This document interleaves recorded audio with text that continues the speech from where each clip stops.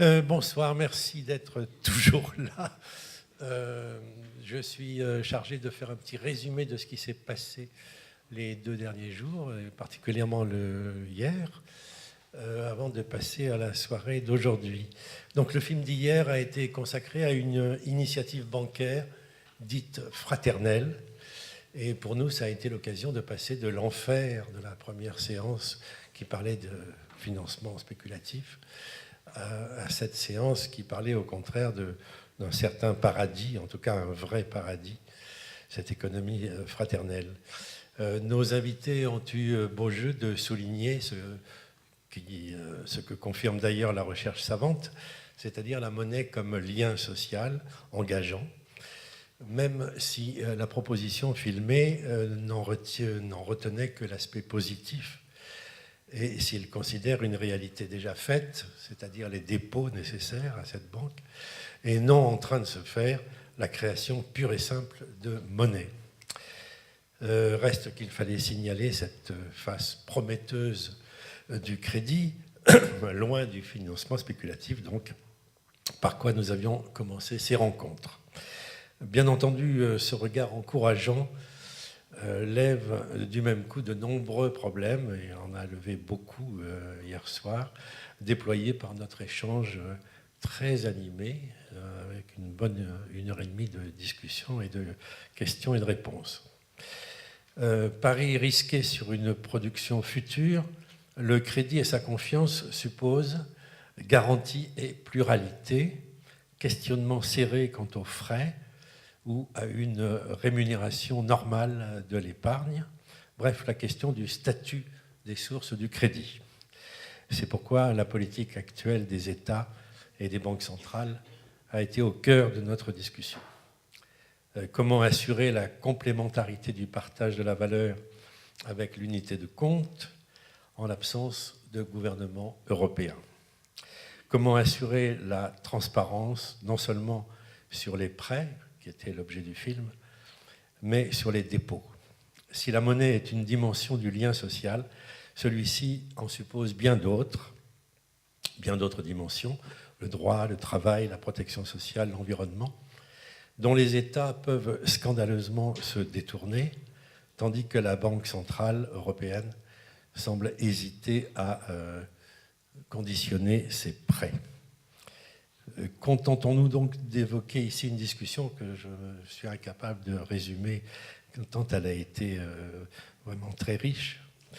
Elle a tenté d'amener ses exigences d'attention à hauteur de nos inquiétudes, totem absurde de la monnaie, ou encore diabolisation imbécile du crédit et de l'impôt. Tout cela a volé dans notre discussion comme des fantômes, hantant notre pauvre monde que le mercantilisme généralisé gonfle d'une surproduction non seulement matérielle, mais financière. En tout cas, on a été là au beau milieu de notre question très agitée, et j'espère que nous allons continuer à nous agiter, au bon sens du terme, ce soir, avec les confessions d'un banquier. Voilà, je vous rappelle d'éteindre vos portables, si vous en avez. Et à tout à l'heure pour la discussion. Nos invités sont là et on les remercie beaucoup. Merci. Bon, après l'enfer, on a eu le paradis, et je n'avais pas pensé au purgatoire, qui est une bulle d'immeubles vide, avec une pauvre Mater Dolorosa qui se plaint. Voilà, je remercie beaucoup. Et j'attends beaucoup aussi de nos invités et qui vont se débrouiller avec cette affaire pas vraiment encourageante, et je leur laisse le soin de se présenter s'ils le désirent. À vous. Alors, moi, donc, je suis économiste et je m'appelle André Orléans. J'ai travaillé sur les questions de monnaie et de finance. Donc, je ne connaissais pas le film. En fait, il semble, et je me suis fait confirmer que, en fait, il suit. C'est pas un film qui vient d'aujourd'hui. Il a été filmé peu après la crise de 2007-2008, et donc on voit bien d'ailleurs toute la crise grecque. C'est un film de 2013, donc toute la crise grecque, les hearings, comme on dit, auprès du Sénat américain sur les affaires autour de Goldman Sachs, donc qui renvoient à la crise de 2008 et des titres pourris de différentes sortes. Donc on est dans ce moment-là. Et en effet, d'ailleurs, on peut se dire que certains ont pu espérer qu'à ce moment-là, il y aurait des changements après une telle crise qui a montré des dysfonctionnements aussi massifs. Et le protagoniste est tout à fait pessimiste, et on ne peut pas dire que sur ce point, au moins, il ne s'est pas trompé. Les choses n'ont vraiment pas changé. Même s'il y a eu quelques tentatives de régulation, le système ne s'est pas du tout transformé et n'a pas pris conscience des problèmes. Donc oui, ça c'est le premier point. Sinon, ce film est un peu difficile parce que je dirais que ce qui est positif, c'est plutôt de mon côté le récit psychologique d'une certaine manière de ce banquier, parce qu'à travers ses yeux, il décrit un monde social c'est-à-dire le monde social des banquiers, et cette description me semble assez intéressante. Et en particulier lorsqu'il insiste sur ce côté fermé de cette couche de population qui vit en cercle fermé sur plusieurs continents. C'est comme en fait une société qui s'est construite, un groupe qui s'est construit, mais qui n'a pas vraiment beaucoup de rapport avec le reste de la société. Il le dit quelquefois à propos de certaines sommes d'argent qui n'ont absolument plus n'ont la même valeur. Donc il est dans un monde où juste les valeurs se sont vraiment profondément modifiées d'une autre manière. Et ce côté qui est assez bien vu, c'est que c'est une condition en fait de son travail d'être coupé des conséquences de ce qu'il fait. Donc il achète, il vend, je ne sais pas, on ne sait pas très bien d'ailleurs ce qu'il fait. C'est un des côtés tout à fait, je vais revenir, problématique du film. On ne sait pas très bien ce qu'il fait, mais enfin on voit qu'il est coupé des résultats. Il vit dans un monde où en fait on calcule ce qui lui importe, c'est son revenu et puis l'ensemble des indicateurs financiers qu'on peut avoir quand on travaille dans la finance. Donc ce point, peut-être on y reviendra, il y avait des choses intéressantes là-dessus. Moi, la grande déception par rapport au film, c'est qu'il reste tout à fait opaque et c'est quasiment incompréhensible je dirais, il reste opaque du point de vue des mécanismes financiers qui ne sont pas du tout expliqués. On ne sait pas exactement ce qu'ils faisaient, on ne sait pas le pire, et d'une manière assez symptomatique pour le film, c'est cette équation qu'il écrit, dont on sait qui tombe du ciel, et de toute façon il ne nous explique pas ce que c'est. Ça me paraît d'ailleurs un bon symbole de la mise en rapport du spectateur avec la question de la finance, cette scène. C'est-à-dire, on nous en parle beaucoup, on voit des choses, mais on ne nous explique rien. Donc, il y a là une difficulté de ce film. On comprend pas, en fait. Il reste au niveau, je dirais, symptomatique, et il n'y a pas d'hypothèse ou même pas de récit compréhensible pour savoir comment se fait-il que le monde financier est comme il est. Même je crois que c'est le gros manque. Alors, il me semble que si on voulait expliquer ça, évidemment, c'est pas très simple. Si on voulait expliquer, donner une hypothèse sur ce qui se passe et pourquoi les choses sont comme ça, l'important, une manière de voir, ce serait de comparer cette forme de capitalisme qui est la nôtre, qu'on appelle souvent néolibérale, avec les formes de capitalisme antérieures, pour comprendre la spécificité et le poids qu'a pris la finance. il me semble qu'on pourrait dire la chose suivante, c'est que dans les formes antérieures de capitalisme, celles des 30 glorieuses, qu'on appelle aussi fordistes des fois, dans cette période-là, les 30 glorieuses, en fait, les droits de propriété, qui sont évidemment le cœur du capitalisme, c'est-à-dire les actions et les droits de propriété en général des entreprises, étaient extrêmement contrôlés. Et les marchés, en fait, avaient très très peu d'influence, avaient de l'influence, mais très peu d'influence sur la répartition de la propriété. Parce que le capital savait se protéger. D'abord, il y avait des lois qui empêchaient les achats hostiles, les OPA ou les EPE hostiles. Et puis il y avait des pratiques, et puis les marchés n'étaient pas si développés, etc. En France, pensez par exemple que toutes les grandes banques de dépôt étaient des banques nationalisées. En France, l'État avait beaucoup d'importance, mais il y a des formes différentes, mais au fond, ça revenait un peu au même pour aller vite et essayer de former comme ça une image. C'est que donc les droits de propriété avaient peu d'importance, avaient énormément d'importance, et les marchés avaient peu d'importance. Les titres n'étaient pas... La propriété n'était pas liquide, elle était tout à fait contrôlée. Et ce qui se passe pour des raisons diverses, c'est que ça se modifie et que d'un seul coup, et comment croissent les entreprises? Dans ce cas-là, elles croissent principalement par autofinancement. L'entreprise, elle accumule du capital sur la base de ses profits.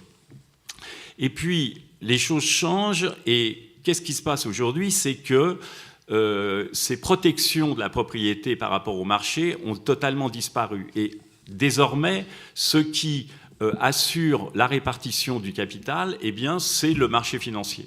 Et donc, en particulier, les banques, les traders, etc., par une série de mécanismes, c'est eux qui contrôlent d'une certaine manière la répartition de la propriété. Ce qui fait que quand une entreprise capitaliste, dont le but c'est d'accumuler des profits et de devenir de plus en plus grande, elle a un autre mécanisme que jadis, qui était l'autofinancement, qui est de racheter des actions par exemple sur les marchés. Et donc ce qu'il faut comprendre à ce moment-là, c'est que d'un seul coup, on a mis dans le système capitaliste, on a conçu une nouvelle instance qui est devenue une instance tout à fait primordiale dans toute la logique générale. Et c'est ce côté, c'est parce qu'il en est ainsi, je dis, d'un point de vue très abstrait, sans revenir aux mécanismes par lesquels ça se passe, mais on comprend que cette sphère financière s'est mise dans la position de contrôler le système. Et d'ailleurs, elle le contrôle si bien que, comme vous le savez, désormais, les stratégies des entreprises, elles sont tournées vers ce qu'on appelle la valeur actionnariale, c'est-à-dire le fait d'augmenter le cours de bourse. Donc il y a un système qui s'est complètement clos sur lui-même, sur cette primauté des marchés financiers. Et donc les marchés financiers, pour être simple, la sphère financière, disons, est en position de ponctionner une partie importante du profit de par son importance stratégique dans le fonctionnement du capital, ce qui n'était pas le cas, comme je l'ai déjà dit avant. Donc voilà, elle est là parce que c'est elle qui contrôle. On pourrait prendre l'exemple aussi américain des banques, des cabinets d'avocats d'affaires. On les voit beaucoup, vous savez qu'ils ont une grosse importance. C'est un peu, d'une certaine manière, c'est le même mécanisme. Pourquoi ils sont si puissants et pourquoi ils sont si riches? Ils sont si riches parce qu'ils sont si puissants. Et pourquoi ils sont si puissants? Parce que le système américain est fait que la question des contrats, de la légalité des contrats, est un point central. Donc les cabinets d'affaires et les avocats sont un peu dans cette même position que les marchés financiers aujourd'hui, celle de pouvoir contrôler, d'être un élément complètement central dans le fonctionnement du capitalisme. Et donc cette position de force lui permet de réclamer une part des profits. Et donc je pense que c'est ça qui est au fond de l'affaire. Au fond de l'affaire de tout ce qu'on nous raconte dans ce film-là, c'est cette place qu'a pris la finance dans le fonctionnement le plus intime du marché financier. Et pour en faire une bonne image, je pense qu'il faut avoir en tête que ça n'a pas toujours été ainsi. il y a donc eu des périodes où c'était moins important. Et juste pour clore et laisser la parole quand même à Bruno, alors on pourrait se poser la question de comment se fait cette ponction du profit ? Pourquoi est-ce qu'il y a tellement d'argent ?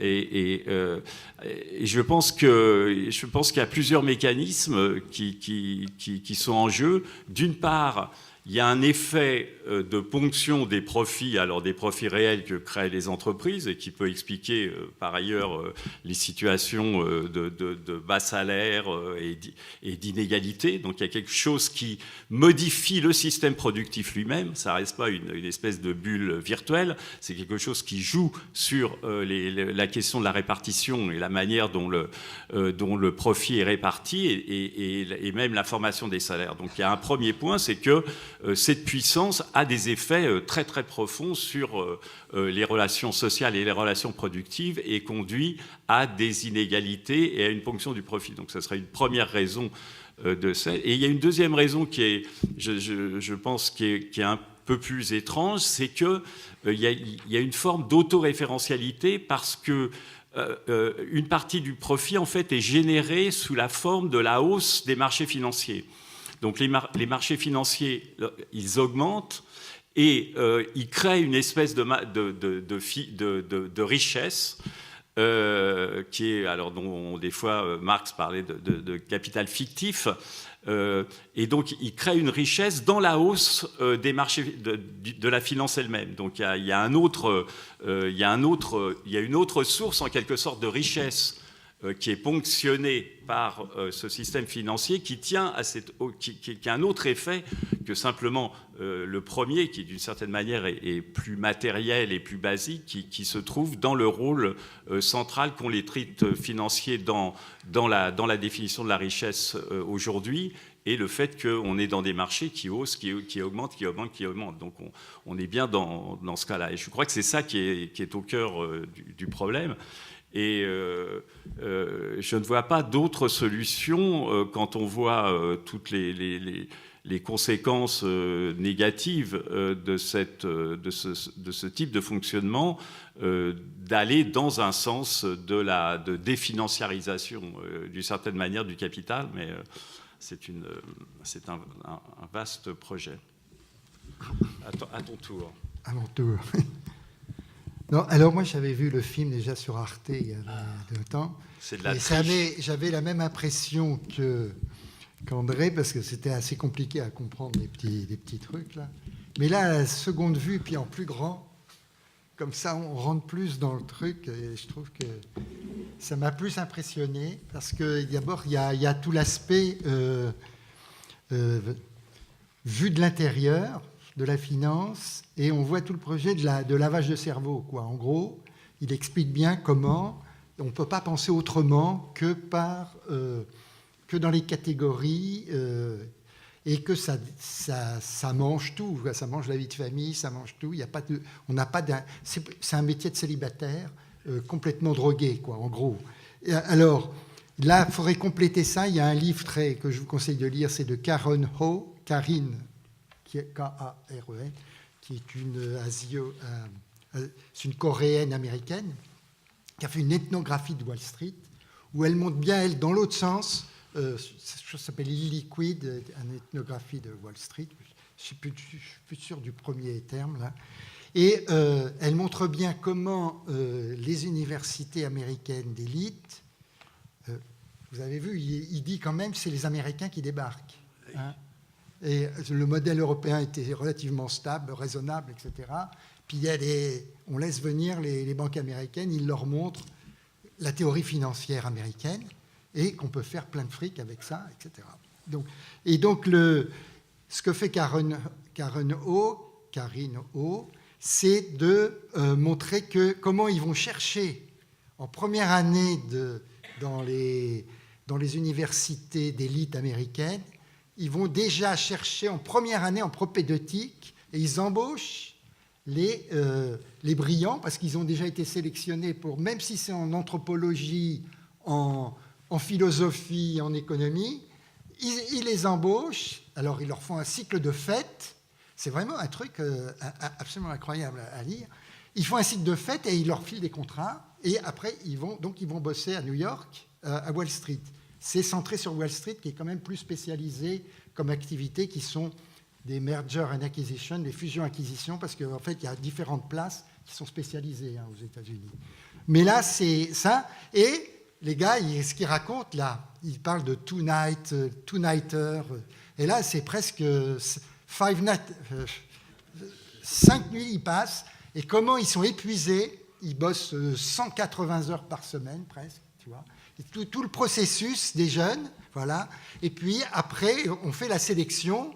Et les meilleurs, on les renvoie en business, en master, oui, en MBA, après à la truc. Mais elle montre absolument bien. Et le lavage de cerveau qui se produit dès la plus tendre enfance, enfin la tendre enfance, l'entrée en fac aux États-Unis, l'entrée dans les universités. Et donc là, on voit bien, moi ça m'a parlé parce que lui, il voit, c'est un Allemand, alors il voit ça en tant qu'Allemand, et je trouvais que c'était assez intéressant. Alors par rapport au débat d'hier sur la logique ou les méchants, on a eu ce débat hier, c'est l'homme ou c'est la logique. Là, on voit bien tout le déploiement de la logique financière. Là, à mon avis, ce film, il montre bien. Il ne décrit pas du tout ce qu'elle est, mais il montre bien qu'ils sont pris dans un effet de système, dans une logique. Quand il dit on peut changer l'individu, au contraire, mais on ne peut pas changer le groupe, en gros. Hein, c'est ce qu'il dit aussi à un moment donné. Voilà. Donc, alors, un second point, c'est... André l'a déjà dit, on voit très bien l'autoréférentialité, quand même, c'est assez montré dans le film. Comment ils sont enfermés dans une dynamique autoréférentielle, c'est-à-dire que... Et c'est la sphère financière qui se développe sur ses propres bases. Alors, on peut faire une analyse un peu plus serrée, c'est on veut dire que c'est une première industrie qui se développe avec une utilité sociale. Lui, il le dit aussi, ça, hein, au début. Il fallait un peu quand même déréguler. Il y a eu une utilité sociale, etc., éventuellement pour financer de l'investissement avec une logique, etc. Et donc, on est dans un monde de risques, etc. Mais après, la sphère elle-même crée du risque et elle a besoin du risque pour se développer. Et donc, elle n'a plus du tout intérêt à ce qu'il n'y ait plus de risques. Quand on raisonnait sur les risques sociaux, etc., le but d'une assurance, c'est que ces risques-là, par l'assurance, disparaissent finalement. Parce que là, non, il ne faut pas qu'ils disparaissent. Puisque sinon, on ne peut pas faire des nouveaux produits et développer une industrie qui, sans arrêt, grossisse. Et donc là, on voit bien la logique d'autoréférence par rapport au risque et le fait que, on n'en a pas parlé encore, mais se développe une pyramide de Ponzi, ce qu'on appelle une pyramide de Ponzi. Hein, c'est-à-dire que pour pouvoir vendre des produits, il faut jouer, il le dit aussi, ça, je trouvais ça, il faut que les gens n'aient pas le même niveau d'information. Quand il dit, pour BMW, Volkswagen, ils ont les mêmes modèles, ils ont la même information que nous, on ne peut pas leur vendre ce type de truc. Il faut trouver des naïfs ou des gens qui aiment bien prendre des risques énormes. Pour faire des gros coups, ils sont prêts à prendre des énormes risques, ou bien c'est surtout les naïfs, parce que là, ce n'est pas décrit, mais qu'est-ce qu'achètent les produits? C'est les fonds de pension, c'est des fonds de commun de placement, etc. C'est des mutual funds, ou c'est de l'épargne des gens, des classes moyennes, etc. Et donc, on voit très bien Alors, on est obligé de créer toujours une nouvelle strate. On voit très bien une nouvelle strate de produits à partir des produits élémentaires s'ils sont très mauvais, il faut qu'on les dissimule. On en a parlé un peu, c'est la titrisation. Et donc, ça redevient un nouveau produit qui s'ajoute aux produits qui sont recontenus, qui sont repris dans le produit de la couche supérieure. Et quand il décrit ça, hein, quand il dit on est arrivé à reprendre une banque, on voulait liquider, puis on a aperçu des armoires, là, on avait 1000 dossiers, ou 5000 dossiers, et chacun 1000 pages, 5 millions de pages. Et là, quand il dit qu'on a multiplié par 10 le nombre de juristes, ben c'est ça, c'est qu'en fait, il y a des dossiers, c'est les dossiers des CDO, tout ce qu'on veut, des titrisés, des dérivés à la puissance n, mais eux, ces dossiers, pour pouvoir les comprendre, il faut aller voir le premier dossier ou les premiers contrats. Hein, vous voyez ? Et donc, ça, c'est quand même assez bien décrit, cet effet de pyramide, et qui fait que ça nourrit les juristes aussi, et c'est devenu la seconde profession à côté pour les jeunes, maintenant enfin que le droit des affaires, c'est devenu une profession énorme. Alors, pour expliquer tout ça, moi je pense que, en fait, il faut revenir à la guerre des monnaies à partir de 1970. Pourquoi cette sphère financière a pu vraiment émerger avant de se développer de façon folle? Alors il dit jusque dans les années 90. C'est vrai, après, c'est à partir de 90 que ça prend la dimension de folie. Hein. C'est la chute du mur. En gros, chute du mur. Et là, la globalisation financière, il est complètement libéré, dérégulé à partir de là. Mais ça démarre dans les années 70, et ça démarre dans les années 70 parce qu'il y a Nixon met fin aux accords de Bretton Woods, et on fait flotter les monnaies au niveau international. Toutes les devises internationales sont flottantes. Et donc, c'est les marchés, toutes les monnaies nationales deviennent des devises qui ont des valeurs de marché. C'est les marchés qui tranchent dans les valeurs entre les taux de change, en gros. Hein. Donc, c'est le risque de taux de change. Comment voulez-vous qu'Airbus ou Boeing s'engagent à livrer des Airbus dans 3 ans, etc., en libellant en dollars les prix de vente, tout est en dollars, et si le dollar a cru de 25%, alors Airbus va gagner, ou bien si le dollar chute par rapport au franc à l'époque ou à l'euro, eh bien, il risque de prendre un bouillon et l'entreprise ne peut pas livrer en recevant que 25% de moins de la valeur. Donc, nécessité de se protéger contre les taux de change. Et c'est le boom des dérivés de taux de change, donc des futures, des options et toutes ces choses-là. Et donc, on voit comme ça, et il y a aussi les risques sur le capital, et donc les risques de taux de change et les risques de taux d'intérêt. Et c'est ça qui a fait le boom du financement après. Alors, il parle de swap aussi. Alors, swap, c'est un peu plus compliqué. C'est des accords bilatéraux, etc. Mais là, il faut bien voir la logique. Au départ, elle était une logique d'assurance, contre les risques de taux de change et de taux d'intérêt. Alors, ce n'est pas une assurance. Hein. Tous les produits dérivés, ce n'est absolument pas des assurances. D'ailleurs, on ne dit pas insurance, on dit hedging. En fait, hedging, ça veut dire que tu repousses le risque vers un autre. Hein. C'est-à-dire que les gens qui ont une aversion pour le risque faible essayent de le repousser. Et il y en a qui ont... Alors, s'il n'y avait pas une différence d'appréhension des risques, il n'y aurait pas tous ces échanges. Mais il y en a qui parient en prenant des risques, et puis il y a 2 profils, et il y a ceux qui sont prudents et qui essayent de se couvrir.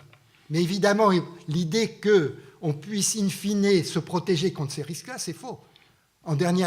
Alors, comment on fait pour se protéger un peu plus? C'est en dissimulant tout ce qui n'a pas... Alors, c'est pas illégal, hein, ce qu'il dit. Il y a une tendance vers l'illégalité. Ça, c'est aussi dit dans le film. Et puis, à un moment, on tend vers l'illégalité, puis il y a un moment, on est passé de l'autre côté, on est franchement illégal. Hein, c'est ce qu'il dit dans le film. Et là, c'est parce que quand il y a les prêts qui ne marchent pas, quand on n'arrive pas, le type qui a endossé l'assurance, hein, et qui ne peut pas payer, si c'est une banque, elle va dissimuler ce truc-là en refaisant un autre produit, etc., pour le revendre à des gens qui sont moins bien informés qu'eux, qui ne savent pas lire les contrats de 1000 pages, etc. Il y a des intermédiaires qui s'occupent de l'affaire, etc. Donc, on repousse sans arrêt et on fait la montagne sur une base qui... Et à un moment donné, on n'y croit plus, il y a quelque chose qui se passe. Hein. Alors, comment ça se passe? C'est qu'à un moment donné, on a été trop loin dans la dynamique et les derniers, il n'y a plus personne qui veut rentrer dans le système. Donc la pyramide de Ponzi, ça nourrit les étages supérieurs du système, mais ça ne peut vivre que si on réintroduit dans la pyramide à la base à nouveau de l'argent, sans arrêt. Hein, c'est ce qu'on connaît, c'est des jeux là. C'est des jeux assez connus qu'on fait. C'est tout comment ça s'appelle, hein? Le Monopoly. Non, mais c'est quand il y a les vendeurs de Tupperware ou des choses comme ça, où tu dois faire du prosélytisme pour faire rentrer pour faire rentrer des gens dans le système, et ceux qui sont arrivés au sommet, ceux-là, ils récupèrent les cotises, Et voilà, il faut monter dans le système pour commencer à récupérer les cotisations de ceux qui sont à la base. Puis dès qu'il n'y a plus rien à la base, eh ben, il n'y a plus assez d'argent pour alimenter tous ces fonds. Voilà. Alors l'idée pour revenir à la monnaie, pour définanciariser, ben, il y a des conditions internationales importantes. C'est qu'il faut négocier une monnaie internationale. Alors que là, il n'y a pas de monnaie internationale. Même le dollar qui sert à facturer tout ça n'est pas une vraie monnaie internationale. Parce qu'il y a des risques de taux de change sur le dollar qui sont considérables. Et donc, il n'y a même plus de réserve internationale réelle. Hein. Vous ne pouvez plus conserver de la valeur libellée en dollars ou en euros. Ou bien, il faut que vous changiez tous les jours pour essayer de maintenir la valeur de votre stock de monnaie, etc. Et donc, c'est à travers ces produits dérivés qu'on croit qu'on va maintenir la valeur des choses, etc. Donc, voilà des petites réactions par rapport pour un peu lancer le débat. Et là, la connexion qu'il y a avec la finance, normalement avec le fait monétaire, et le fait que la finance, c'est complètement séparé des problèmes monétaires. Elle a sa propre logique sociale et très efficace puisqu'elle permet... Alors, il y a un débat à savoir, est-ce que ce n'est pas une nouvelle forme d'exploitation? Parce qu'in fine, qui paye, qui fait venir de l'argent dans la sphère financière, ben, c'est à travers l'endettement des ménages, l'endettement des entreprises, l'endettement des États, etc. Et voilà, et c'est eux qui payent via les intérêts sur les dettes, le montant des intérêts sur les dettes qui font que la sphère financière, ou quand les banques centrales, quand il n'y a plus personne qui peut payer les intérêts sur les dettes, ben on demande à la banque centrale d'injecter, faire un petit quantitative easing pour racheter les dettes qui sont pourries, etc. Voilà. Bon, en gros, alors pour définanciariser, on est tout à fait d'accord. Alors, définanciariser, il faut définanciariser les monnaies d'abord. Eh bien, on n'en est pas dessus. Et pour définanciariser les monnaies, il faut une coordination internationale, il faut des nouveaux accords internationaux avec une véritable monnaie internationale. Alors là, il y a une époque, on en discutait, parce que la Chine poussait à ça, c'était de faire monter, par exemple, les droits de tirage spéciaux du FMI comme une nouvelle monnaie internationale qui, elle, était un panier de différentes devises, etc. Alors que là, on en est resté, même ça s'est exacerbé, on reste encore dans la guerre des monnaies, dans la recherche de la compétitivité à tout prix, ce dont j'ai parlé hier, le néo-mercantilisme, d'aller faire son marché chez le voisin, etc., en réduisant sa propre demande interne, finalement, etc., qui est un jeu à somme négative, qui fait que, voilà, ça ne peut pas tenir, ça tient, et puis à un moment donné, on ne peut plus inventer quoi que ce soit qui permette... D'accord. Alors, une question? Oui. Oui, alors qu'une première question, donc peut-être à propos de ce qui est un peu le thème central de vos interventions, à tous les deux, qui est cette question du développement de la finance, de la financiarisation depuis effectivement les années 70. Question tout à fait liée à celle de la monnaie, bien sûr, comme Bruno Terray vient de le rappeler. Et pour reprendre donc le propos d'André Orléans, donc vous avez fait une comparaison avec la période précédente, ce qu'on pourrait appeler celle du compromis fordiste, celle des années 45 à 1970. Et on a déjà un peu évoqué cette question en fait hier et avant-hier. On en a déjà un petit peu parlé justement du compromis fordiste parce que une question se pose quand même, qui est de savoir si cette période est une période exceptionnelle dans le capitalisme. Ou si ça pourrait être sa norme. Et moi, j'avais plutôt l'impression, j'ai plutôt le sentiment que c'est la période de 1945 à 1970, qui est une période tout à fait exceptionnelle. Et que certaines conditions, des conditions géopolitiques, des conditions peut-être plus techniques sur les modalités d'extraction de la survaleur, de la plus-value, un certain nombre de choses comme ça, ont permis en réalité effectivement une certaine réduction des inégalités, encore que, mais évidemment moins large que maintenant, et aussi le fait que la sphère financière ne dominait pas de manière aussi ostensible la sphère de la production.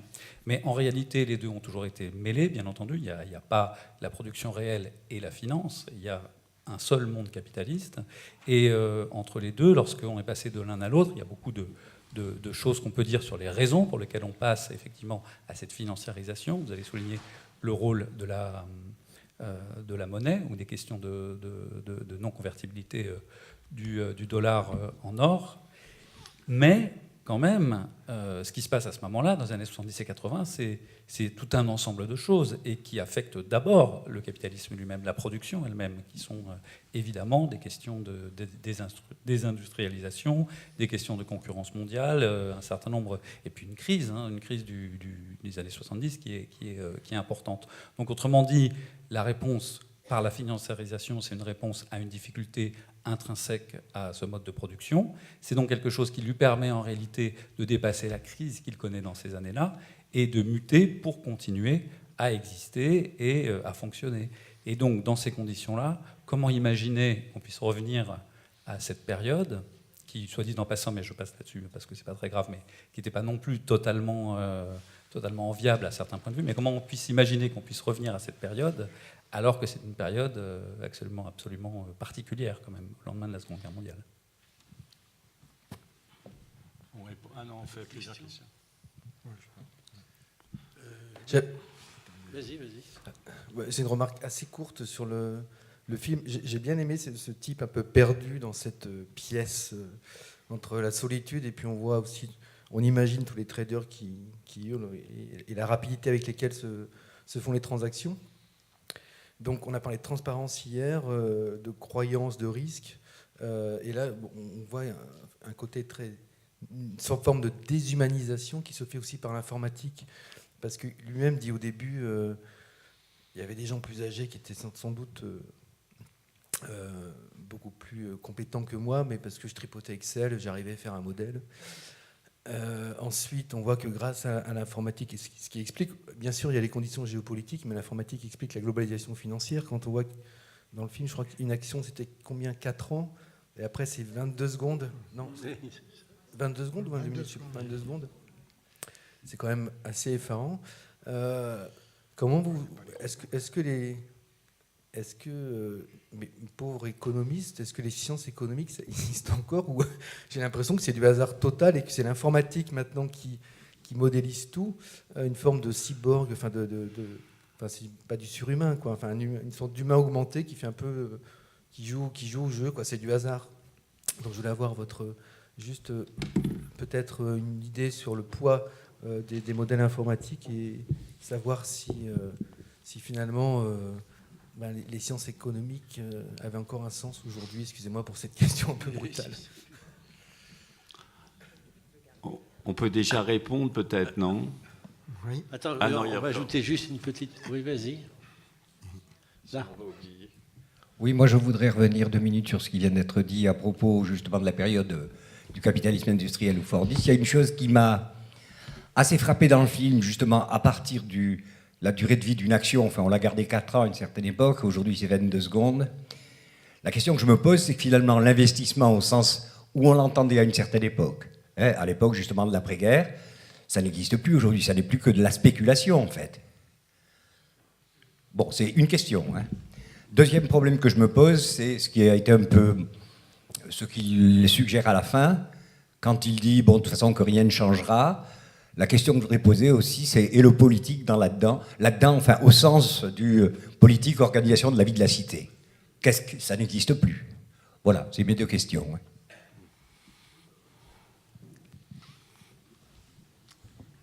Ok, bon, ben allez-y. Allez-y. Alors, premier, je vais les répondre dans l'ordre.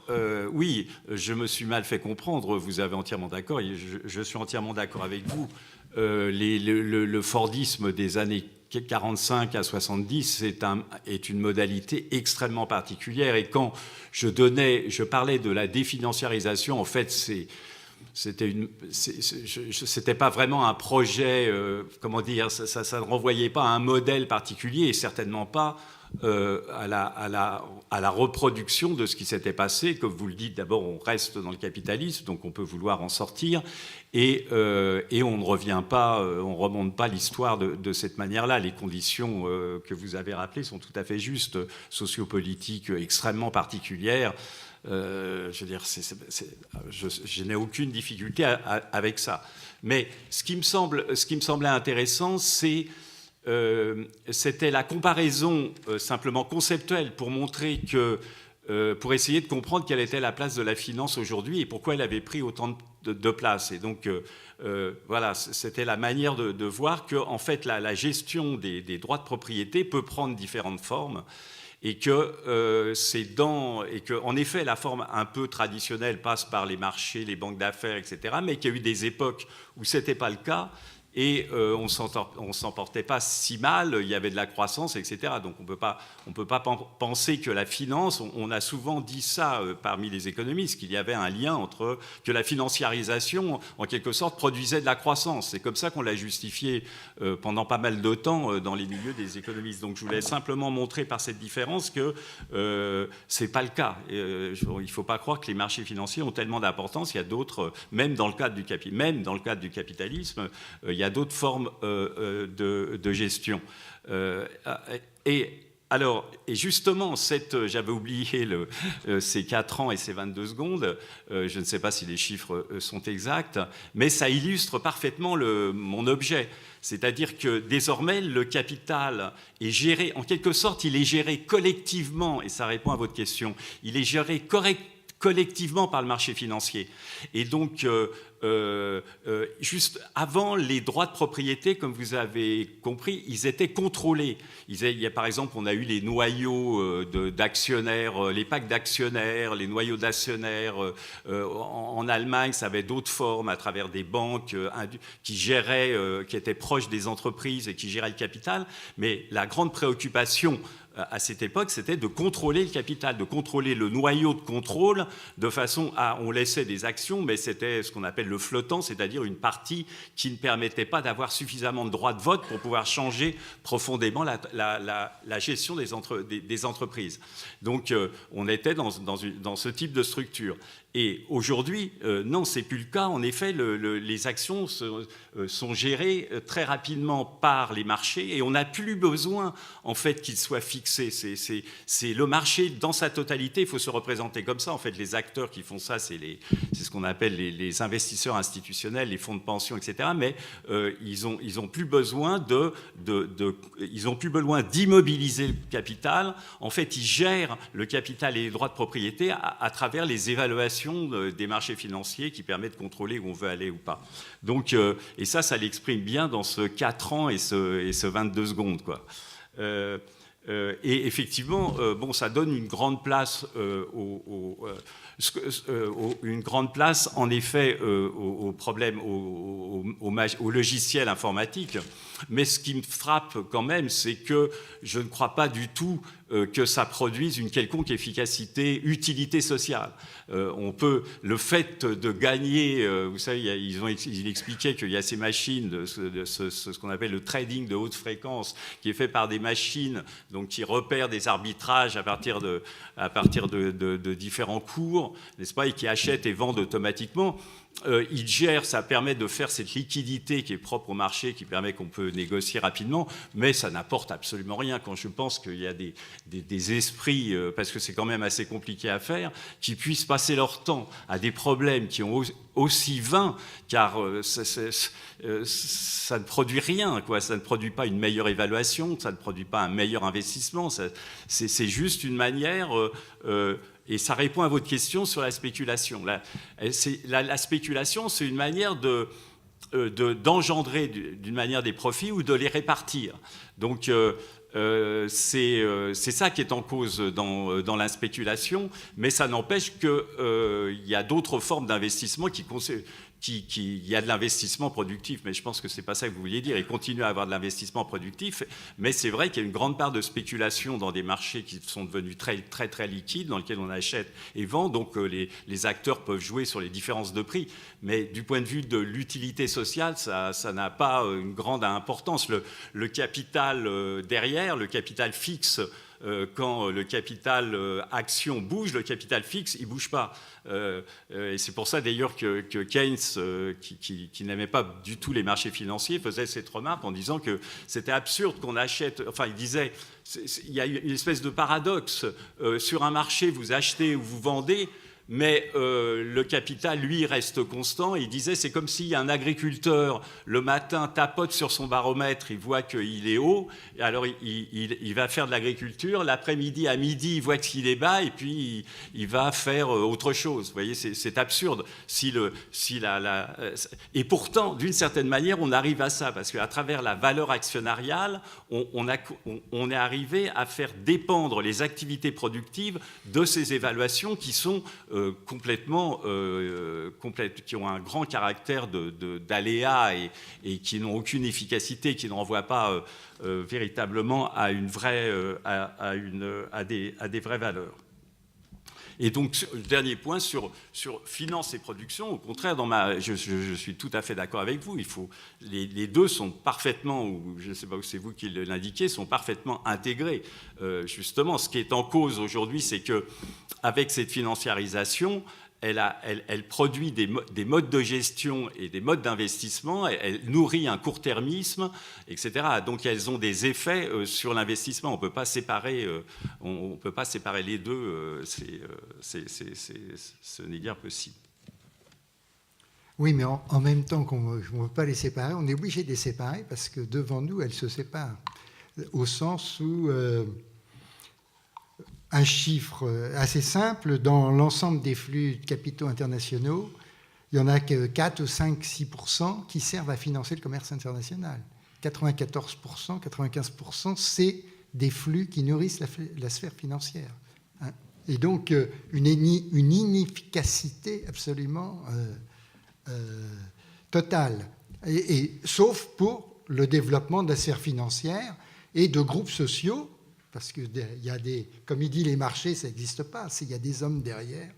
Et donc, c'est un ensemble de groupes sociaux qui ont pris le pouvoir, qui ont l'hégémonie dans le système, et qui, eux, pensent que, avec un court-termisme, on peut s'enrichir, parce que la finalité, il y a aussi le développement d'un hubris total sans limite, d'accumuler de la richesse sans limite. Gagner 100 000 € par mois, qu'est-ce qu'on peut en faire? Surtout qu'ils n'ont même pas le temps de le dépenser. Et donc, ces 100 000 € par mois, qu'est-ce qu'ils font? Ils vont dans des fonds d'investissement et qui vont... ça ne va pas du tout faire de la demande productive. Ça va faire monter le prix des actifs. Et complètement addictif. Oui, mais avec lavage de cerveau au départ, parce que la logique des mathématiques... Enfin, voilà, il y a tout un processus qui s'est construit aux États-Unis, dans les universités, où on a appris, où l'économie financière a pris le pouvoir sur Economics, etc. Il y a tout un processus de financiarisation qui d'abord a financiarisé la sphère de l'économie, de la science économique, elle a été financiarisée. Ensuite, ça s'est exporté vers la finance elle-même. Industrialisation de la finance. Avant, on faisait de la business finance dans les business schools, et c'était c'était les go-go managers, c'était des personnes qui géraient les fonds, on disait on peut battre le marché, etc. Le but, c'est... Et après, on arrive à industrialisation de la finance. C'est aussi qu'en même temps, il y a eu des réformes aux États-Unis sur les fonds de retraite, où des énormes masses de capitaux ont été rassemblées. On est passé au lieu de développer de la sécurité sociale par cotisation horizontale, on a accumulé du capital qui doivent gagner de l'argent dans le futur, et donc voilà. Et donc, il fallait bien le placer. Donc, il y a eu une industrialisation de la sphère financière.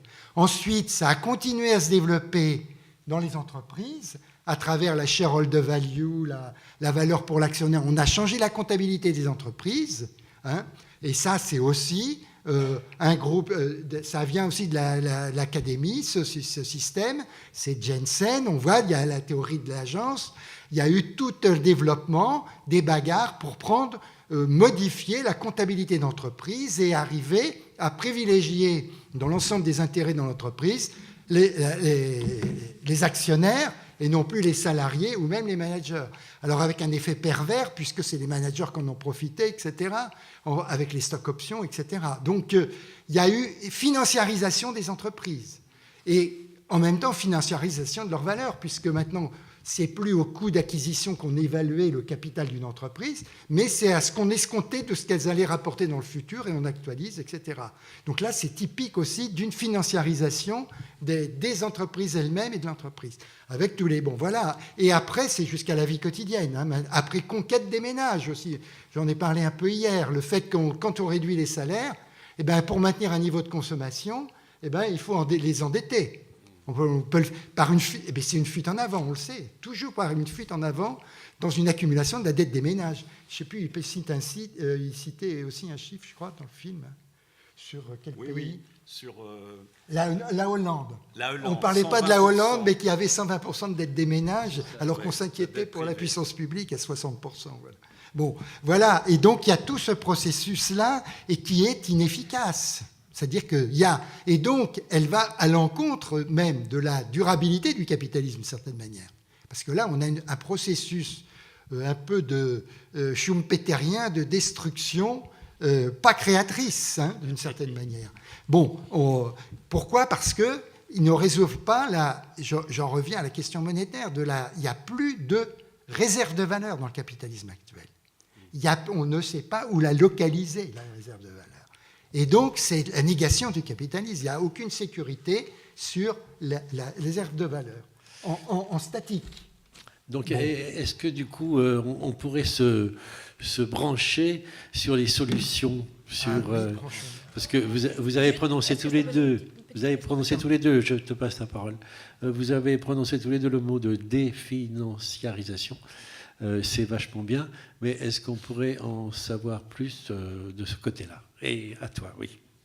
Moi, c'est juste une question, on va dire, historique. Est-ce que vous pourriez me réexpliquer, parce que j'avoue que j'ai un peu du mal à me resituer dans le film, la période de la crise de la dette souveraine en Grèce et dans les autres pays, quel rapport avec la finance, etc. Tu réponds ? Parce qu'il connaît bien la dette grecque. Il est de 13, hein, le film, mais là, il dit 2 ans après 2008 dans le film. Hein. Donc je pense que lui, quand il parle, c'est peut-être en 2010. Possible, ouais, et c'est juste à ce moment-là que commence à se manifester la crise grecque. Et que les banques grecques, les banques allemandes, ils parlent aussi du lobbying des banques sur le pouvoir politique avec Merkel, etc. Et c'est là où les États européens ont racheté la dette grecque. C'est-à-dire qu'au lieu... Alors, il parle c'est pas mal aussi le passage sur le droit grec et le droit... Anglais. Le droit anglais, c'est un droit américain, plutôt de New York, c'est pas tout à fait le même. Mais parce qu'il montre bien le processus des fonds vautours, là. Il esquisse que c'est qu'un fonds vautour. Mais en disant que c'est tous les créanciers qui sont fonds vautours, mais c'est bon. Mais alors, la dette grecque, c'est donc que les États européens ont racheté aux banques européennes tous les actifs qu'elles avaient en dette grecque. Et si bien que la dette grecque est devenue une dette des États européens vis-à-vis de la Grèce. Et on ne peut plus... C'est très différent, par exemple, du cas argentin. C'est-à-dire que quand on est endetté vis-à-vis d'autres États, on ne peut pas faire faillite comme ça. Hein. Alors que quand on est endetté vis-à-vis d'intérêts privés, on peut faire faillite. Alors, avec des règles, ça peut être compliqué quand c'est en droit américain, parce que là, c'est jugé par des tribunaux, mais les États ont le droit de faire faillite. Hein. Ils sont souverains. Hein, il le dit. Il dit qu'il pouvait baisser de 40% la valeur de la dette grecque en droit grec. Voilà. Et donc, c'est 2010. Et donc là, ensuite, c'est la constitution de la Troïka. Puisque la Commission européenne qui représente les États européens, là, ce n'est pas la Commission européenne, oui, il y a la Commission, mais il y a surtout l'Eurogroupe, qui sont les représentants des ministres des Finances des États. Et eux, ils étaient intraitables. Hein. Et ce n'est même pas le FMI. Le FMI, il était plutôt modéré dans la Troïka. Hein. Le pire, c'était l'Eurogroupe. Vous n'avez qu'à lire Conversation de Varoufakis, là, et vous verrez que c'est vraiment, avec Schäuble, avec le Hollandais, etc., c'est là que ça s'est joué. Ils ne voulaient absolument pas. Alors que c'était de la dette privée que les États avaient rachetée et ils avaient prêté à des taux bien supérieurs au marché, en plus les États à la Grèce. Et donc c'est le cycle infernal de la Grèce, d'une dette qui s'est accrue avec des politiques d'austérité qui faisaient que la production se réduisait, et donc la base pour rembourser la dette s'amenuisait, le processus classique. Impossibilité à la Grèce de rembourser sa dette, etc. Et la mauvaise volonté pour négocier. Est-ce que ça va, ça suffit? Je ajouterai une chose, parce que vous parliez du rapport avec les marchés financiers. Un des éléments moteurs de la crise, ça a été donc que les dettes ont augmenté partout dans les pays européens à cause de la crise de 2008 et du refinancement des banques, et puis d'autres problèmes. Et que ce qui s'est passé, c'est que les marchés financiers ont commencé à décoter la dette grecque. C'est-à-dire que pour que c'est donc il y a eu une pression financière aussi qui refusait de prêter plus aux Grecs et qui la considérait comme étant surévaluée et donc la vendait. Donc son cours a commencé à baisser et les taux d'intérêt qui étaient exigés sur la dette grecque étaient de plus en plus élevés. Et donc il y a eu une pression des marchés financiers qui ont exprimé une crise de défiance vis-à-vis de la Grèce et qui ont donné lieu à ça. Donc ça voudrait dire que la dette grecque était cotée en bourse, quelque chose comme ça. La dette grecque, oui. La dette grecque, évidemment, est cotée en bourse, comme toutes les dettes publiques. Et puis, souvent aussi, on cote, en fait, c'est technique, mais on cote des dérivés par rapport à cette dette, parce qu'ils sont plus liquides. Ça n'a aucune importance. C'est comme si on cotait, conceptuellement, c'est comme si on cotait la dette grecque et on considérait qu'elle était de plus en plus de mauvaise qualité. Donc, au fur et à mesure où les taux d'intérêt sur cette dette grecque croissait de plus en plus, eh bien on comprenait qu'elle ne pourrait plus jamais se rembourser et on comprenait que les marchés financiers n'étaient pas d'accord pour réintervenir. Donc ça a été le point en quelque sorte crucial qui a conduit à ce que Bruno a expliqué. Oui, il y a un autre élément à rajouter, c'est qu'on l'oublie souvent, c'est que la dette, elle tourne sans arrêt. C'est-à-dire que on refinance la dette par de la dette. Hein. Ça, c'est un truc que moi, mes débuts d'économiste, on disait c'était absolument interdit, ça s'appelait de la cavalerie. Il ne faut jamais faire ça, refinancer de la dette par de la dette. C'est évidemment, ça fait croître la dette de façon exponentielle assez vite. Et donc, c'est pour ça que le rôle des taux d'intérêt augmentant, ça a accéléré la montée de la dette grecque par rapport à si elles étaient restées à un taux d'intérêt plus bas, quoi. Oui, parce qu'en effet, on est non seulement la dette, non seulement ce qu'il vient d'expliquer, c'est que non seulement la dette était dévaluée, mais au fond, on pourrait se dire que ça n'avait pas d'importance, elle se dévalue, ça n'a pas d'effet sur la grecque. Mais comme, en fait, il y a beaucoup de la dette à court terme qui, à tout moment, à moyen terme, qui, à tout moment, vient à échéance, et donc il faut la renouveler, ces taux ont vraiment d'importance parce que ça va être les taux que les Grecs vont être obligés auxquels ils vont avoir accès sur le marché financier. On finit par y arriver à deux, à être à peu près clair. Enfin, j'espère. C'est Bruno qui est l'homme des solutions. Non. Ah ben, définanciariser, il faut tout définanciariser, à commencer par la vie quotidienne. Alors, c'est un programme... Non, d'abord, à mon avis, si on se polarise... Bon, voyons les dettes publiques, parce qu'il dit aussi que la France, après, c'est elle qui arrive dans la... Ouais, après le Portugal, l'Italie, l'Espagne, c'est la France. Bon, alors c'est là, il faut revenir au fait que le processus de financiarisation, il s'est accompagné d'une interdiction aux États d'avoir une création monétaire propre. Parce que la théorie monétaire disait que la monnaie doit être un actif financier comme un autre et doit porter intérêt. Ça, c'est toute la théorie économique néoclassique et ça a été mis en œuvre aussi, puisqu'on a interdit aux États d'émettre une monnaie gratuite, si vous voulez.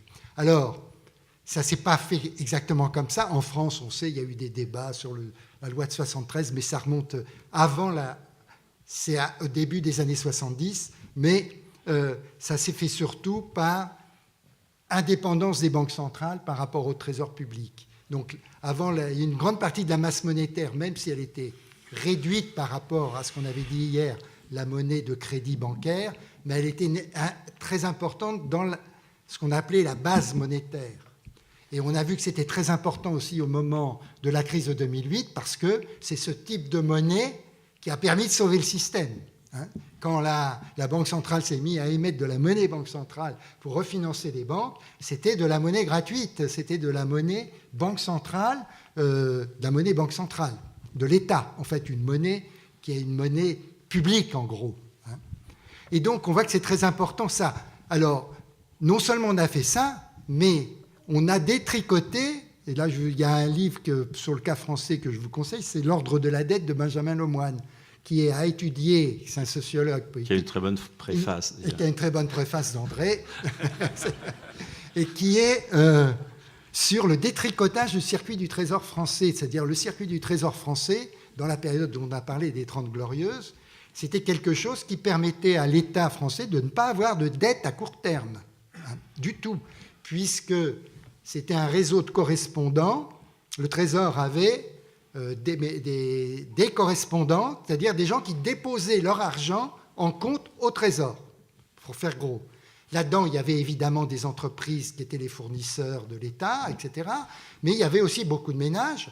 Il y avait des gens qui avaient des comptes en banque chez le comptable du Trésor. Et il y en avait encore 1 400 000 au moment de Maastricht, où c'est devenu réellement interdit. Le mouvement avait été... On freinait, puis en 2099, c'est absolument interdit par le traité de Maastricht, parce que, vous savez, l'État, c'est la planche à billets. On peut pas... S'il faut maîtriser l'inflation, les États vont faire de l'inflation. Il faut laisser les marchés gérer la monnaie. Il faut donner la monnaie au marché. Juste une note de bas de page pour que vous compreniez. Imaginez que tous les fonctionnaires aient leur compte au Trésor. Il n'y aurait plus de problème de financement. Le Trésor paierait les fonctionnaires dans sa propre monnaie. Et donc les fonctionnaires auraient un compte qui serait de la monnaie Trésor, et c'est comme ça évidemment, s'ils achètent à des gens qui ne sont pas des fonctionnaires, il faut qu'ils fassent autrement. Mais en tout cas, vous voyez que si par exemple ils achetaient à la SNCF des billets de train à la SNCF qui elle-même était un correspondant du Trésor, eh bien ça passe dans le circuit. C'est une monnaie qui restait. Et comme le circuit du Trésor, il y avait les comptes chèques postaux, les collectivités locales, etc. Ça représentait à peu près un tiers de la masse monétaire. Autant vous dire qu'il y avait peu de fuites et que c'était effectivement, ça permettait de régler tous les problèmes de dette à court terme qui ont complètement disparu, alors que c'était une épée de Damoclès pendant tout l'entre-deux-guerres. Les régimes, les gouvernements tombaient sur cette question parce qu'ils étaient obligés de demander des avances à la Banque de France. La Banque de France n'en voulait pas, c'est ce qu'on appelait le mur de l'argent, etc. Donc on avait réglé de manière superbe le problème. Oui, donc et ça, c'est d'une innovation qui est absolument centrale, à mon avis, pour sortir de la financiarisation. Alors, je continue un peu le raisonnement. Et donc, vous voyez, il n'y avait pas de dette à court terme, puisque très souvent, l'État, dans une année, les flux de dépenses n'ont pas du tout le même rythme que les flux de rentrée fiscale. Et donc, l'État a des problèmes de trésorerie au jour le jour. Il peut très bien, il n'a pas assez d'argent à une date T pour payer ses dépenses qui, ont un rythme déterminé. Les salaires des fonctionnaires en fin de mois. Et la TVA, ça rentre tous les mois, mais l'IS, l'impôt sur les sociétés, l'impôt sur le revenu, ça rentrait par trimestre, etc. Donc, sans arrêt, il y a des problèmes de trésorerie à l'État. Et maintenant, qu'est-ce qu'on fait ? On émet des bons du Trésor à court terme. Ça s'envoie par un ordinateur sur les marchés financiers pour financer la dette à court terme. Et donc, j'ai fait un calcul rapide pour la France, et quand il y avait 70%, après, dans les années récentes, on était à 70% de dette publique par rapport au PIB, il y en avait 40% qui correspondaient à de la dette de court terme consolidée. Et donc, vous voyez que ce n'était pas de rien du tout. Parce que justement, la dette publique, elle naît souvent de ce processus de financement de la trésorerie qui, par le jeu des taux d'intérêt, accroît les dépenses, qu'il faut refinancer par de la dette, etc. Et au bout d'un certain temps, on consolide cette dette, ça devient une dette, on la porte plus longtemps, etc. Et donc, vous voyez, non seulement ça résout donc une partie, ça fait réduire la dette publique, mais en même temps, ça donne une autonomie à l'État dans ses politiques de dépenses, et il peut même émettre une monnaie supplémentaire, éventuellement, en postulant que s'il réinjecte de la monnaie en augmentant par exemple les salaires ou en distribuant des prestations sociales, ça va augmenter la demande, ça va stimuler l'économie, ça va faire un effet keynésien, et à la fin de l'année, le déficit, cette monnaie, elle va revenir sous forme d'impôt au Trésor, parce que justement, il y a une augmentation de la production qui a été générée par cette dépense, par cette création monétaire de l'État. Parce qu'il n'y a pas que la création monétaire par les banques qui peut générer un surcroît de production, c'est aussi la création monétaire par l'État. Qu'est-ce qu'on attend pour remettre en route ce cercle vertueux? Justement, alors, c'est une des façons de définanciariser. Et alors, ce qui est intéressant, c'est que si vous lisez, Varoufakis avait ce plan-là en réserve, c'était de recréer comme ça il connaissait, c'était très français ce circuit du Trésor en fait, parce que en général les États, le Trésor possède des comptes dans les banques privées et à la Banque de France. Il n'est pas lui-même banquier. Donc c'est pour ce que proposait Varoufakis là, qui est, à mon avis est tout à fait intéressant, c'est que dès que l'instant que vous avez une relation financière avec l'État, c'est quasiment tout le monde, en gros, parce qu'avec les prestations sociales, si vous êtes entreprise, vous avez des contrats publics, etc., vous avez un compte au Trésor, et l'argent que l'État vous doit, il reste sur votre compte au Trésor. Et donc, c'est-à-dire recréer une banque, un circuit bancaire du Trésor, où tout, par exemple, vous êtes fonctionnaire, au lieu d'avoir un compte à la Société Générale, vous avez un compte au Trésor, comme ça, et cet argent-là, sur cette base, l'État peut se désendetter à court terme immédiatement, puisqu'il a cette masse monétaire qui lui permet d'utiliser, c'est comme une banque le fait de ses dépôts pour payer des dépenses, parce qu'il sait que les rythmes des retraits vont être complètement différents, et que donc on peut mobiliser cette masse monétaire pour payer des dépenses et se faire rembourser, etc. Vous voyez, c'est un système qui est absolument intéressant. Alors pour les salaires des fonctionnaires, on peut faire les prestations sociales, etc. Et ça, c'est un élément qu'il faut... Seulement, il faut vaincre le tabou du fait que toute émission par l'État est absolument proscrite par la théorie économique, et même dans l'esprit de gens aussi ouverts qu'il peut y avoir, par exemple, Adair Turner, je sais pas si tu connais cet économiste, qui est vraiment un Anglais qui est prêt, mais on n'a pas confiance dans l'État, il va faire marcher la planche à billets. Alors il suffit, par exemple, de dire, c'est au Parlement, dès l'instant que les États disposeraient de cet outil bancaire, ils pourraient émettre une partie de la monnaie, un surcroît de masse monétaire, mais à travers une loi du Parlement. On ne peut pas laisser cette capacité-là à un gouvernement qui serait suspect de l'utiliser politiquement, mais à travers une loi de finances qui fixerait aussi, dans la loi de finances, la masse monétaire supplémentaire qu'on peut juger nécessaire pour, par exemple, augmenter la production non marchande de services publics dont on a parlé. Pour financer la production non marchande, on a aussi besoin de monnaie. Il n'y a pas à tortiller. Même si ça ne rapporte pas de profit, mais ça rapporte de la fiscalité, à travers le circuit fiscal, ça rapporte de la fiscalité, etc. Ce qui est marrant, c'est que ce système-là que tu décris, c'est celui qui existait en effet dans l'entre-deux-guerres. C'est-à-dire que on fixe, c'est exactement ce que tu dis, c'est-à-dire on fixait, c'est le Parlement qui fixait la quantité d'avance que oui, c'est vrai. Mais la quantité d'avance était fixée. Et puis surtout, il y avait cette règle qui est qu'il y avait un plafond de l'émission monétaire. C'est-à-dire qu'il y avait toutes les semaines, la Banque de France rendait son bilan et la masse des billets ne devait pas dépasser un certain plafond. Ça ressemble. Et l'expression crever le plafond vient de là. C'est-à-dire que tout le monde regardait et avait peur qu'on crève le plafond parce que c'était tellement symbolique qu'on pensait que la monnaie allait s'écrouler si jamais on crevait le plafond. Excuse-moi. Non, mais c'est ça.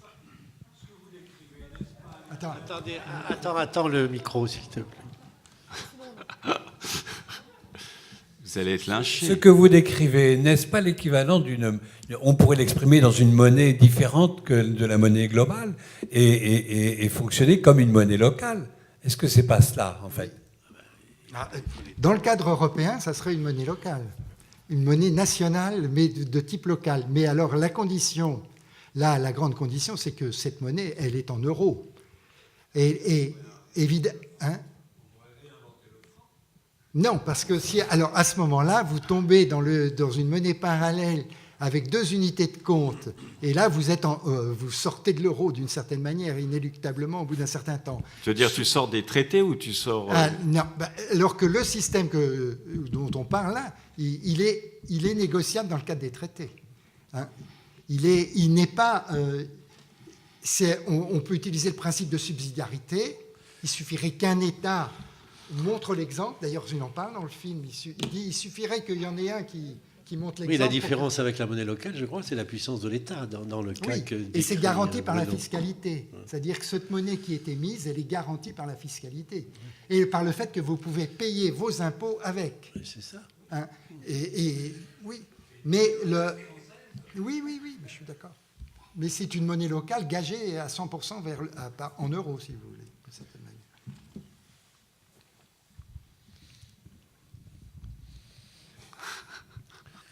Tout le monde est... Tout le monde est quoi? C'est la révélation. C'est ça. Je voudrais reprendre juste une chose que vous venez de dire sur crever le plafond et sur le fait qu'on avait peur que la monnaie s'écroule.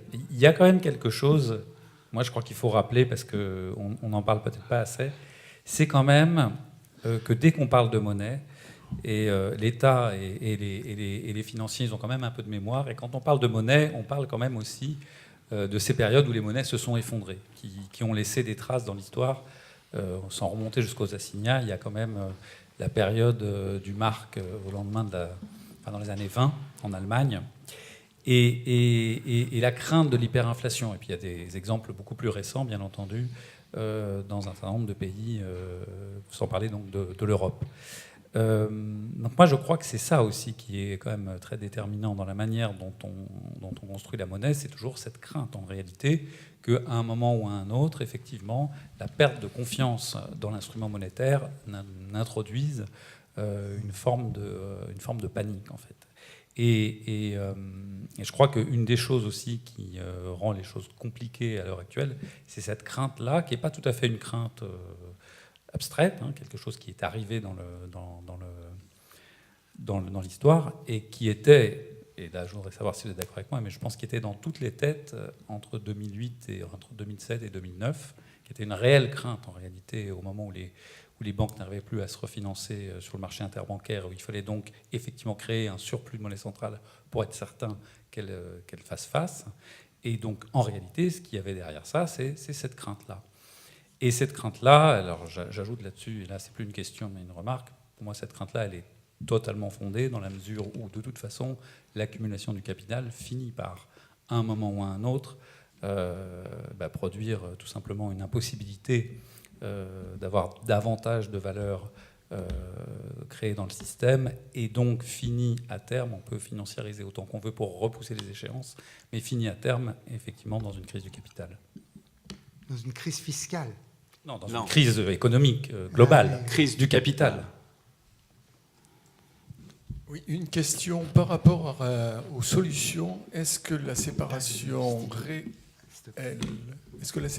réelle des banques d'affaires et des banques de dépôt est une vraie séparation et non pas les 1,5% qui ont été séparés? Oui, à ce propos-là, j'ai entendu Hollande qui, dans les aspects positifs de son bilan, avait le culot de citer cette loi comme prouvant que son ennemi, c'était bien la finance et qu'il avait bien fait ce qu'il avait dit, alors que tout le monde sait que c'est absolument ridicule et que ça n'a eu aucun effet sur la séparation des banques de dépôt et des banques d'affaires.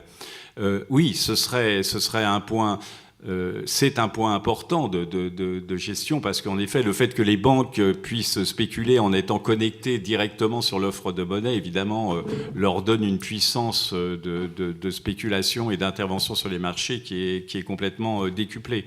Donc, ce serait très bien. Mais le problème, de mon point de vue, c'est que toutes ces solutions, premièrement, toutes ces solutions font système. C'est-à-dire, il ne suffit pas d'avoir un élément ou un autre. On sent qu'il y a quelque chose d'autre qui est en jeu si on veut changer le système. Par exemple, donc ça c'est compliqué de savoir. Il me semble qu'il faudrait être plus précis sur où est-ce qu'on veut aller, quel est le modèle. Évidemment, tout ce qu'on a dit, c'est bon à prendre, hein, mais ça me semble rester local dès lors qu'on n'a pas une perspective plus globale. Enfin, bon. Et je sais bien que c'est difficile. Et le deuxième point, c'est que il me semble qu'à chaque fois, et je crois que c'est une évidence, hein, ce que je vais dire, mais qu'on n'a pas dit jusqu'à maintenant, et ça rejoint une des questions que vous posiez sur le problème de la démocratie, de la politique, c'est que à chaque fois, c'est bien la maîtrise de puissance politique qui pourra faire advenir le système de Bruno ou bien permettre la séparation en question. Et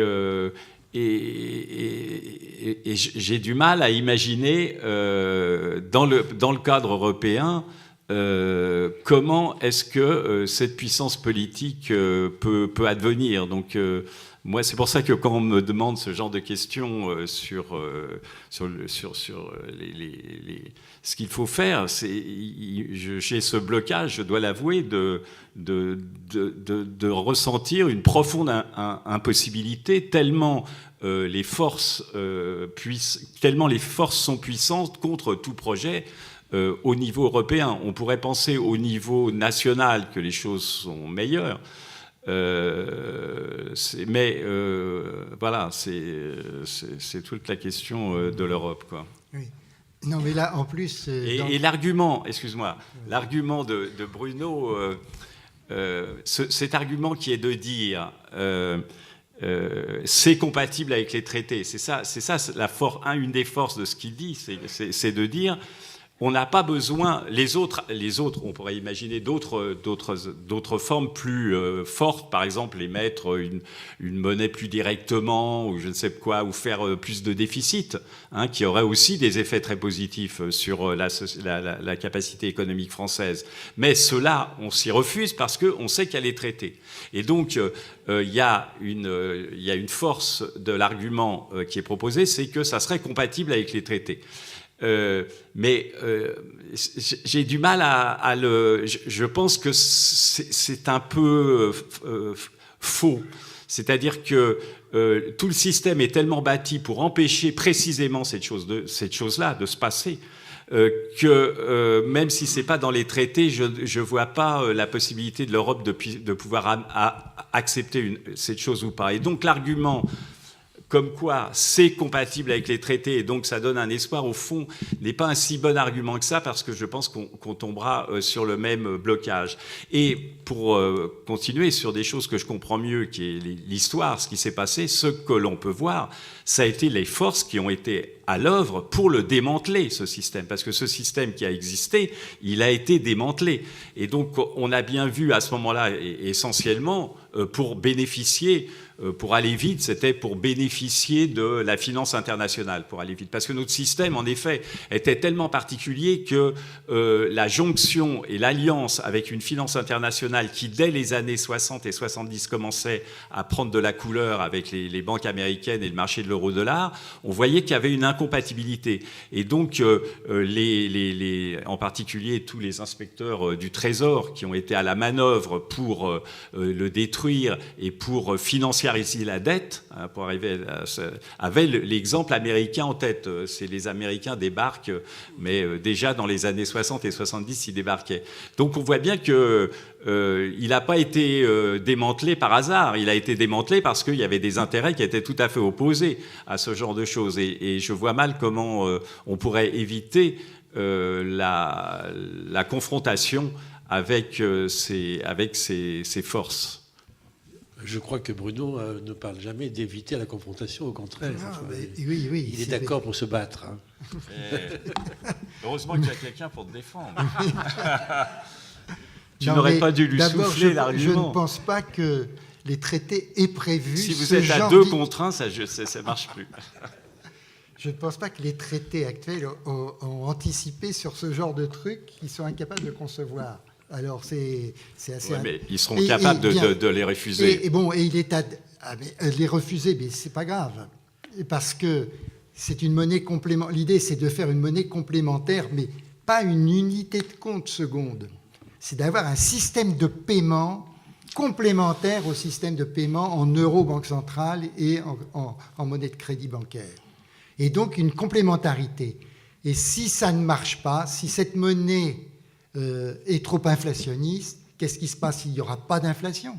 Cette monnaie sera dévalorisée sur un marché noir. Hein? C'est-à-dire que les commerçants ne l'accepteront pas pour payer.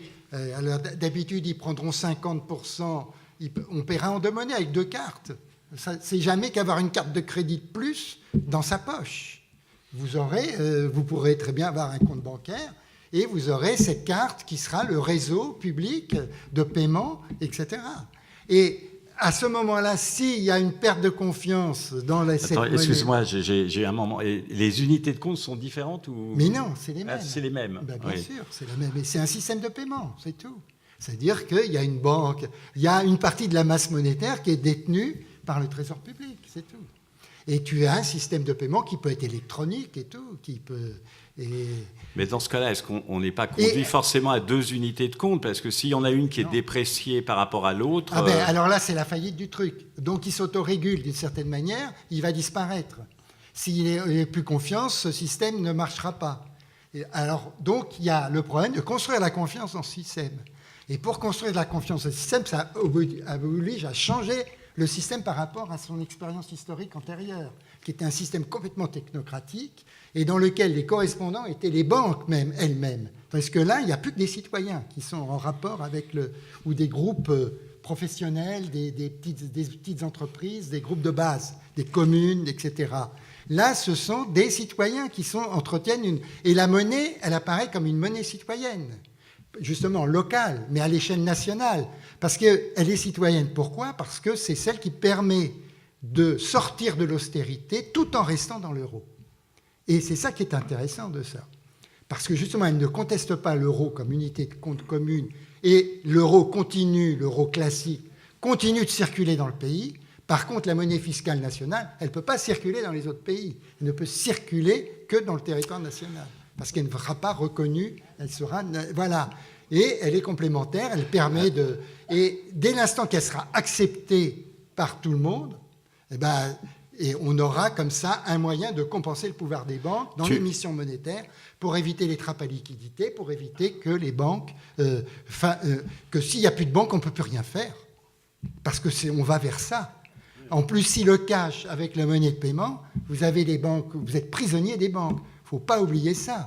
Ça veut dire que vous n'êtes pas propriétaire de votre compte en banque, ni en euros. Vous êtes propriétaire d'une créance sur la banque.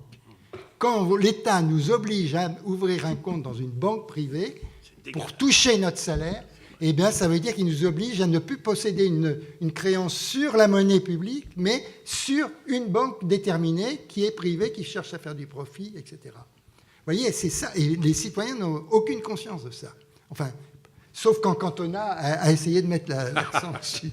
Mais, si vous voulez... Et donc, ce qui est problématique, c'est la monoculture monétaire, comme disait Bernard Liétard, alors qu'il faut avoir une pluralité d'instruments de paiement pour pouvoir ajuster, d'abord en fonction de l'acceptation des gens qui vont vous vendre des produits, qui vont échanger avec vous, parce qu'ils peuvent très bien refuser un moyen de paiement ou un autre. Hein, voilà, ça existe. Et là, donc, ça implique une mobilisation citoyenne. C'est pour ça qu'il faut que le Parlement soit dans le coup, et pas seulement le gouvernement. C'est pas un truc technocratique. Hein, c'est un truc qui doit mobiliser la population, justement, par rapport à un objectif qui est de sortir de la restriction monétaire actuellement qu'imposent les banques à l'ensemble des pays de la zone. Parce qu'il y a plein de liquidités, mais la liquidité, elle ne circule pas. Hein. On est dans la trappe à liquidité classique. Tu veux ajouter quelque chose? Alors, tu m'as presque convaincu.